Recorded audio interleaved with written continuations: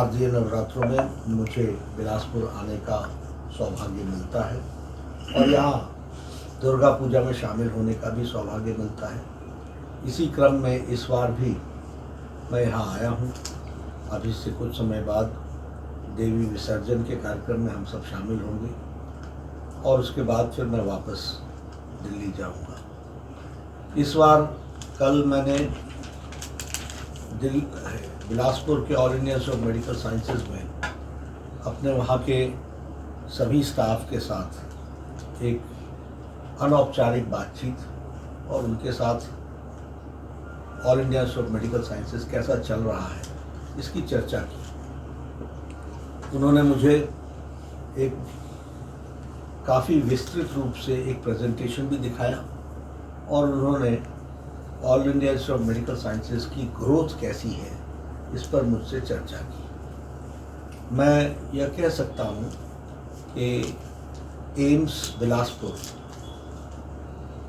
अपनी तीव्रतम गति के साथ आगे बढ़ रहा है। स्टाफ की पोजीशंस, रिक्रूटमेंट बहुत तेज़ी से चल रही है।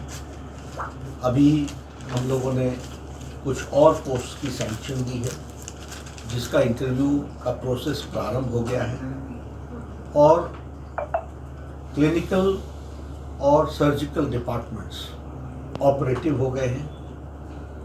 हमारी ओपीडी लगातार बढ़ रही है, आईपीडी भी लगातार बढ़ रही है। सैनिटेशन और बाकी सारे कार्यक्रम तो इन प्लेस आ ही गए हैं।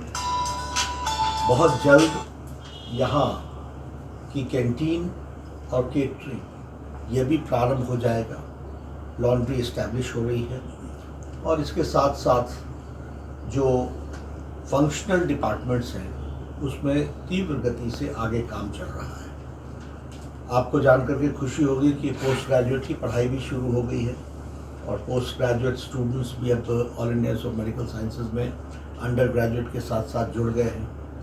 एक बात बहुत लोगों के ध्यान में नहीं आती है, जब हम कहते हैं कि हमीरपुर में मेडिकल कॉलेज मोदी जी के नेतृत्व में हमने खोला, जब हम कहते हैं कि चंबा में हमने मेडिकल कॉलेज खोला, जब हम ये कहते हैं कि हमने नाहन में मेडिकल कॉलेज प्रधानमंत्री जी ने खोला, तो आपको ये भी जान करके खुशी होगी कि AIIMS itself has a medical college.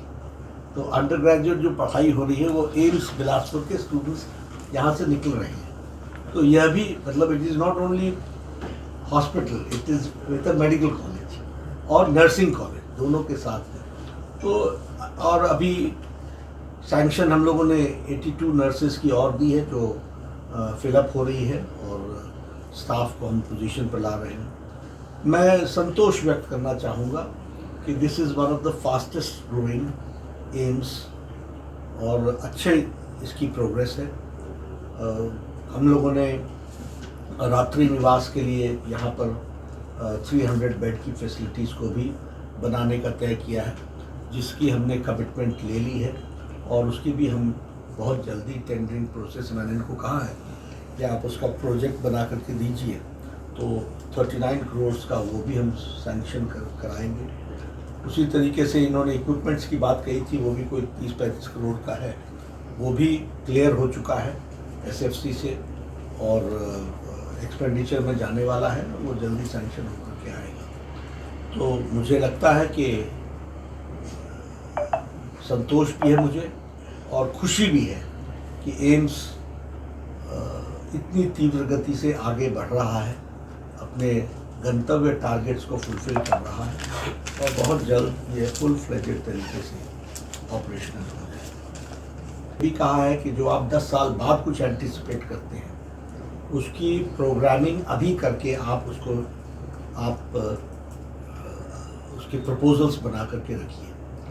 और मैं चाहूँगा कि एम्स इस तरीके से न चले कि जब ज़रूरत पड़े तब हम उसके बारे में सोचें। आज हम 10 साल बाद हमारी क्या ज़रूरत होगी उसको सोच करके फ्यूचरिस्टिक डिपार्टमेंट्स